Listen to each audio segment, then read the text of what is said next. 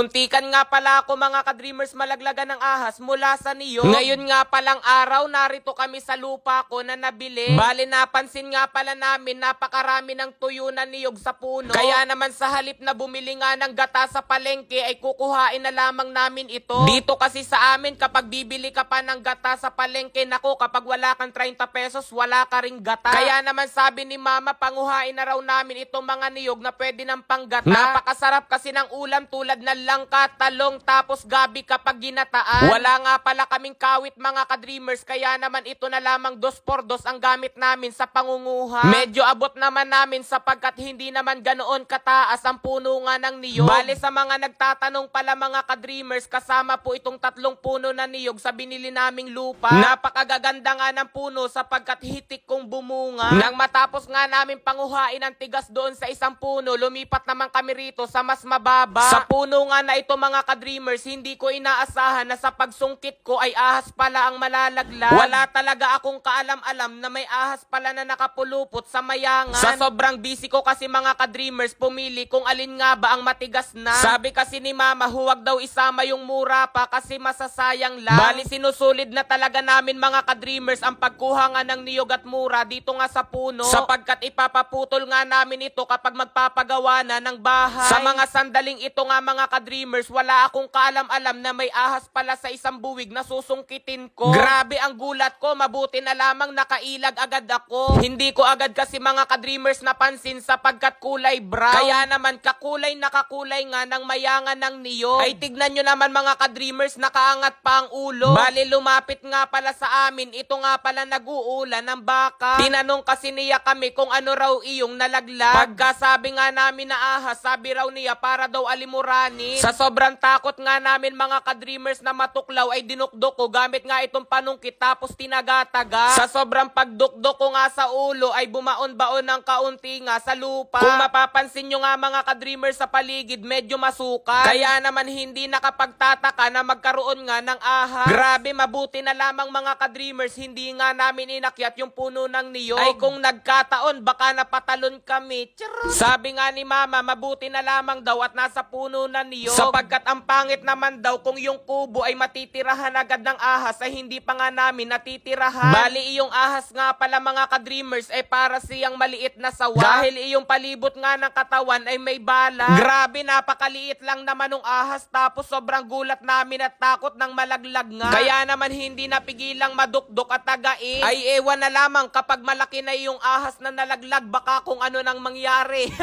Tsaka kung malaki pati ito mga ka-dreamers, kakatayin namin, lulutuin at kakainin. Charot! Sapagkat marami nga akong naririnig na kinakain daw talaga ang ahas na sawa. Kaya naman kumuha ako ng stick para nga hugasan itong sawa at lulutuin ko at kakainin ko na. Aba ay saktong-sakto nga mga ka-dreamers at kumakalam na ang aking sikmura. Bali patay na nga pala iyong ahas, kaya naman hindi na ako natatakot na hawakan. Bali hinugasan ko nga pala ito sapagkat sobrang dumi dahil lumubog-lubog nga sa lupa ng dinukdok at ng tinagataga. Sawa na ako sa'yo. Charot lamang mga ka-dreamers, isa lamang laruan ang nalaglag. It's a prank. Yun lang mga ka-dreamers, bye-bye. Ngayon nga mga ka-dreamers ay may isi-share ako sa inyong laro. Pero isang paalala, ang larong ito ay hindi pwede sa bata kundi sa matanda lang. Dahil kahit nga sa pag-ibig kapag bata pa ay pinagbabawalan, ang larong ito nga ay una, hindi sa huli kundi sa una. Ano baga?